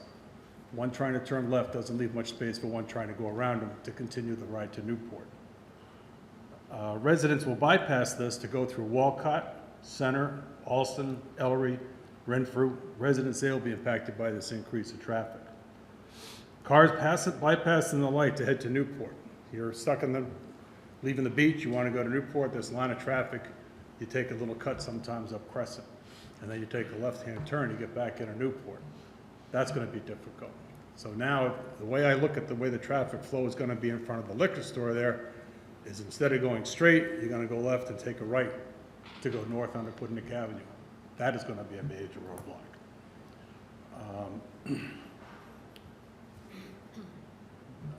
You're not going to be able to turn right to get on to the northbound side of Aquidneck Avenue. I assume that all the work being done down there on Aquidneck Avenue, outside of Crescent Avenue, is state funded and state directed and state mandated. I don't understand why it's all being done without any input from the town, from the residents, from the people that have lived out there and known about it. It's probably too late based on the work that's already taken place. I think this bump out that has taken place in front of Atlantic, whatever it's called now, Newport Beach Club, is going to be a nightmare. because people coming from Newport now can't go to Easton's Point and Second and Third Beach. They're gonna have to go around and take the right at the light. That light has only got space for one car. You're not gonna have any cars able to turn right and speed up the traffic flow coming out of Newport. So again, these are my comments, my experience, 40 years of living on Easton's Point. Thank you, Pat. Thanks, Pat. I'm gonna, Mr. Brown, we had and Pat, if you could just stay up there for a minute. We had a number of public hearings on this. Okay. And this goes back, but I understand. People, when it finally hits them, they see it, now reality strikes. But, Mr. Brown, if you can recall, could you just give a brief overview of what we went through the process to get to where we are here today? Sure. So this is a process that began approximately 2007. That was the first set of reports that talked about making changes in the traffic flow at the intersections along Aquidneck Avenue, looking at Aquidneck and Valley, Newport Avenue, Crescent, and Purgatory. That has been discussed through the years, and there was actually 2 hearings from the council, one in 2016, one in 2008, in which there was more or less a public hearing, resolutions passed by the town council authorizing the change in the intersections. The changes themselves are based on safety studies that were completed and by the Department of Transportation. They're funded from safety funds from the federal government, and that's been the process, and I think it has been a very public process, and as you're stating, I think now that it's being implemented, people are noting the change, and it is going to have an impact on traffic as the safety aspect is implemented. It just, you can't have there's a trade-off between safety and pushing cars. That's just the reality of that. So, Is the safety for pedestrians? Is that the safety issue? both. So both traffic and for pedestrians. So, kind of an offhand comment, but the increase of the hotels down there is creating a pedestrian department issue. Because you're not going to have much of a problem with cars hitting people. No cars are going to be moving down at that corner. Is there going to be a left turn lane at that corner, a left turn devoted light to take a left in front of the Newport Beach Club to go up to the beaches and Easton's Point? I haven't seen anything. I've looked at some of the information. I don't see where there's going to be a devoted left turn lane there. There isn't space for it. That, A left turn if you lane think going people, south. if you think people are going to come down to Aquidneck Avenue and turn left to get to the beaches, you're going to have traffic backed up to Green End Avenue. Correct. In the season. There will be a backup. I mean, there's a backup now. It already backs up. Yeah, to Cumberland Farm. Oh, no, it backs up further than that. It backs Backs up up to the further, light yeah. at Green. Well, that's north of where I go, so I don't have to see it. You don't worry about that. Don't side. worry about that stuff, I see. North, yeah, don't worry about that. But it's gonna be a nightmare. It's gonna be and you're gonna push traffic as people, I mean, if I'm leaving Second Beach and I'm trying to go back to Fall River or Massachusetts, I've got options. I've got Paradise Avenue, I've got Walcott, and now I'm gonna come down to Aquidneck and go one way north on Crescent. And and then you can also go down to the light. You've got 4 options to do it. Why are you taking away one? You can go to the light for the 4th option. You're taking away the one option to go left, to go back up to the point and to the beaches. I think the point is, Pat, though, there was a number, and I can attest to it, a number of public hearings. Okay. We had Rhode Island Department of Transportation down here, and as Mr. Brown said, we had a number of safety studies done, and we solicited as much public input that we could from the residents in the area. So unfortunately, we weren't. Another neighbor of mine said the same thing. He hasn't heard anything about it. Well, It was I across can- the street from you. I know you've had a conversation. I can assure you, for those of us that sat through them, we had them. Yeah. You know, for For sure. public comment, they were Oh, yeah. sought out? Oh, absolutely. Did you have any Absolutely. residents from Easton's Point come up and speak or say anything about it?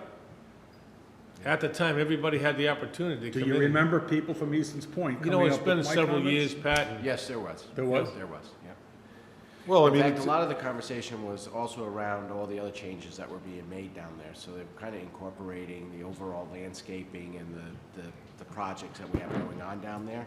So they did discuss that road, the changes to the road. It was a big concern. People were very concerned about both things that you're talking about. So this was before you were council, right? During, Huh? No, it was during.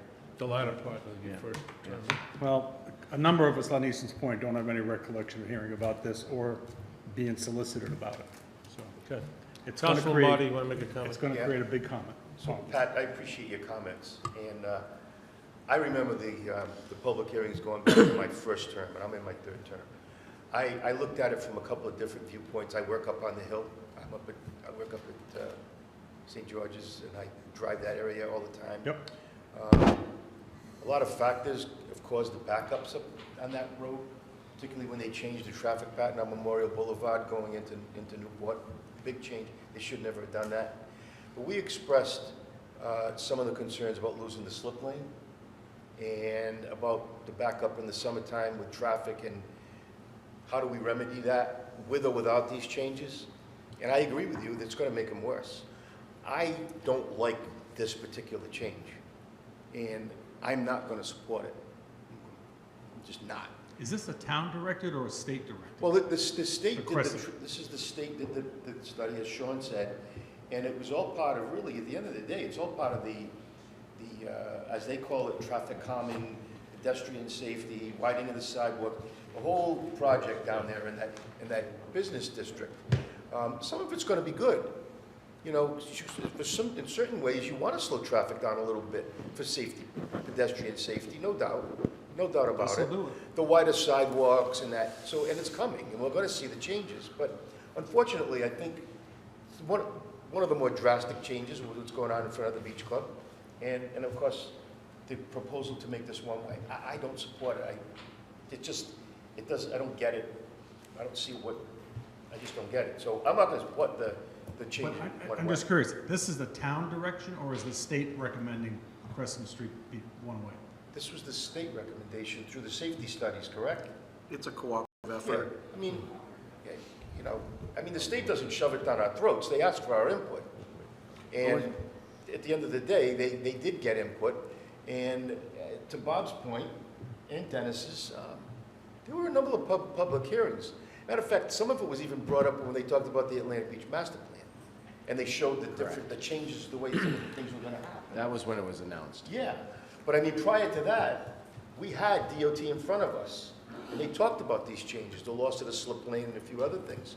So, yeah, there were people who did come in and talk. Some people came in and talked when it was the Atlantic Beach Master Plan overview. And you can't beat everything. I get it. I understand that. But some of it is good, some of it's not so good.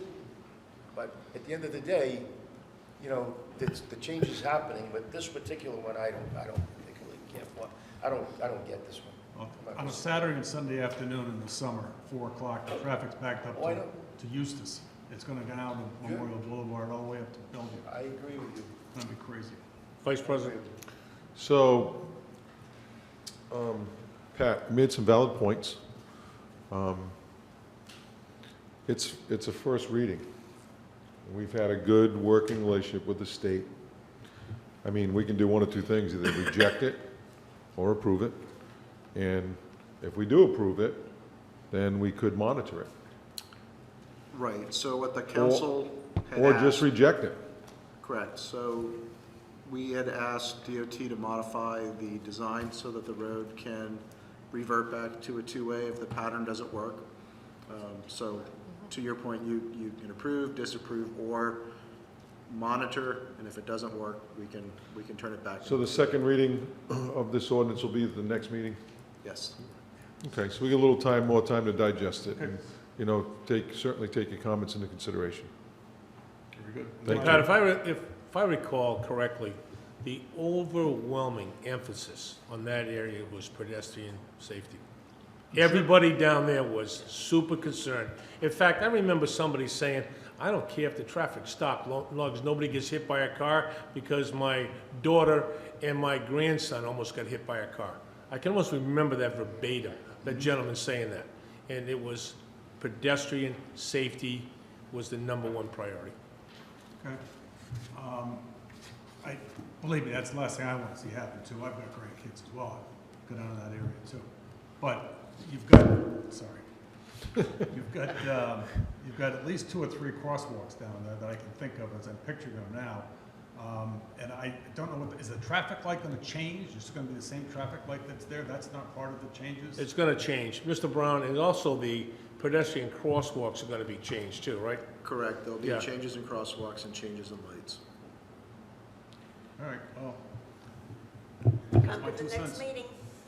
Sorry? Mr. Come to President, the next meeting. All right, see you Mr. then. President, See you in 40 years. Thank you. Mr. President, just real quick. Councilor Toronto. Yes, so I do recall, Sean, that they did say that they would monitor it, and if it became a congestion issue on the one-way, they would have the ability to turn it back to a two-way, Correct. right? So that would solve that one problem. The second one is the cars that are coming south that are gonna want to go to the beach now will not be able to cut down Crescent, which might not be a bad thing, because they do speed down that road to get to the beach, try to cut off the light. So 90% of them going to the light today and taking that left-hand turn there versus using that Crescent Street. But if it becomes an issue, then we have the ability to turn it back. But I've had a lot of concerns down there also with regards to coming down from Newport and being able to take the right-hand turn, and if there'll be enough room there as well. So I think we really got to Good pay points. attention to what's going on there. But when we talked about the slip lane before, and I recall that, Pat, was that was one of the big concerns of people not paying attention and trying to beat the traffic. And that was the concern about the strong emphasis on pedestrian safety down in that area. Councilor Flynn. So just to add to the conversation, I remember in one of the public hearings, they kind of started with the roundabout issue at one point in time. That's what they were advertising. They wanted to put in, the DOT, 2 roundabouts, one at Valley and Aquidneck and one at Purgatory and Aquidneck. And, you know, people came out from the neighborhood and, you know, gave their 2 cents. And at one of the hearings more recently, Karen Rourke, who was on the town council a number of years ago, she actually said in her recollection, the discussion was to make Crescent one way in the other direction. I think it's, you know, 6 1/2 dozen of another with impact of that. If you're on Aquidneck and Crescent is one way towards Purgatory, you're going to hold up traffic on Aquidneck trying to make that left if you're going south. If it's one way going on to Aquidneck, you're just adding more traffic onto an already congested road. So I'm not sure that either way, one way, is a good idea. And I have to tell you, recently, the way they've got that new island in front of Beach Liquor, I was on Briarwood, turning left onto Aquidneck Avenue, and someone was coming out of Crescent, and they were going to take a right onto Aquidneck Avenue. And we essentially started going at the same time, and that island is not very wide. I think if somebody's, and I saw them before I continued my turn left, but I think that you're asking with the stimulation down there, people are going to miss that because it's not an intersection where you're seeing the other drivers coming into the same spot. I wanted to put that out there so everybody knew that it's a concern. Thank you. Good topic, good points. Okay. Anything else? Item number 39. This is an ordinance of the Town of Middletown. This is the first reading. An ordinance and amendment to the Town Code, Title 7, Traffic Code. New section, Buck Road Extension is designated as a one-way from Buck Road heading in an easterly direction to Forest Avenue.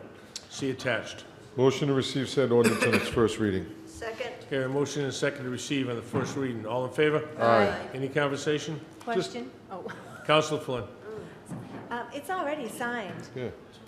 It's Yeah, already it's already- signed, but when we looked at the ordinance and the We have to clerk's change office was looking at that ordinance as an example of an ordinance for Crescent Street. And when we looked at it, we realized it talked about, it authorized signage, but it never said the road was designated as a one-way. All it said Right. was, we're putting up one-way signs. Right. So this is an So administrative we So type just of- this is cleaning up the ordinance from what should have happened Little house bill. several years Okay. back. Okay. Any other conversation? No, that's what I was gonna say, because I was on the council when I actually voted against it, because I thought it should have been, when residents pay taxes, it should be, they pay taxes, I thought it should have been, you know, a two-way street anyway. I hate taking things away from people. You know, especially there when they had that flood down the bottom of Ludlow Road, and people couldn't get out because that road that extension hadn't been constructed yet, because Forest Farm assisted living or senior housing over there hadn't been constructed. So I'll probably vote against it this time, because I still think it should be, they pay taxes, they should have a second form of ingress and egress, or egress out of there. Doesn't make sense. Okay. Item number 40, Town Council matters. Continued from April 15, 2019, a regular meeting at the request of council body. Resolution of the council with the closure supported legislation to establish an Ocean State Climate Adoption and Resilience Fund, OSCAR. Motion to pass said resolution. Okay, we have a motion and a second to pass. All in favor? Aye. Anton Viveras. Mr. Viveras? Are we gonna have discussion before we pass it? Well, you put into talk on item number 40, correct? Okay. Did we just pass it? As opposed to receive it? We received it. Voted at that time, only heard one. No, but it's a pass resolution. We said Okay, motion. okay, conversation. Mr. Viveras, come on up.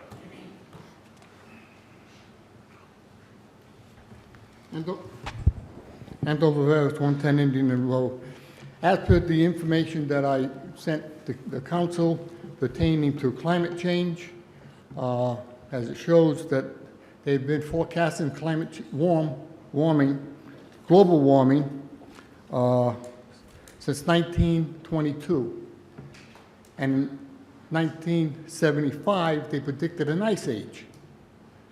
And now they're back to global warming. And the last research I did, they found that Greenland is, the ice is forming again. So through the years, we haven't been able to either hurt or destroy the environment. If we learn to take care of what we make, I think it would go a long way. But Mother Nature, she holds all the cards. And I always say, we don't have any more dinosaurs because the environment changed and they didn't adapt. So it's not for us to force her to adapt to what we want. It's for us to clean up our own mess and to be more conservative with what we do and what we put into the earth.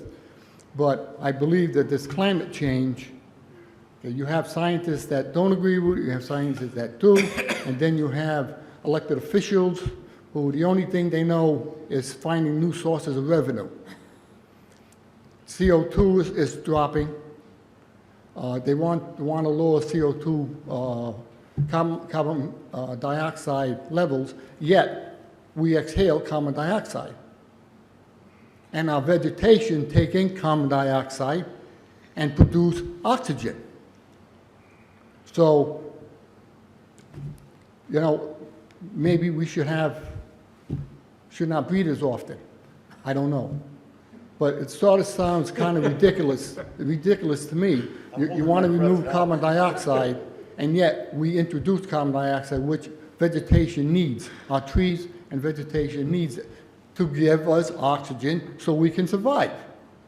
So I just think that this whole thing is just a revenue grab. I really don't think we ban plastic bags because people just throw them anywhere, and that caused a problem. Same thing with smoking. We had to ban smoking because, you know, you go to 7-Eleven, and right at the front door, there's 2 big trash containers with ashtrays in the top, and there's butts all over the ground. So who do you blame? Are we going to create a fund so we can pay people to go to the parking lots and pick it up cigarette butts? I mean, I really don't think that this is the way to go. I really think this is just a money grab, a way to, as I say, pick our pockets. I think the money can be used better. It's just going to add to more taxes. It's going to cost the residents of the town and the state more money. And we see what's happening with New York and California and even Connecticut. People are leaving because of the taxes. They can't afford it anymore. And I don't want to see this happen to the state of Rhode Island, especially to Middletown. Thank you. Thank you, Mr. Rivers. Chris, Councilor Santos. Oh, go ahead. Let him- Chris Hamlet, go ahead. Chris, name and address, please. Christopher Hamblett. I'm here on behalf of Save the Bay and our members in Middletown. So Save the Bay is 100 Save the Bay Drive in Providence, Rhode Island. Thank you, Councilor, for introducing this resolution.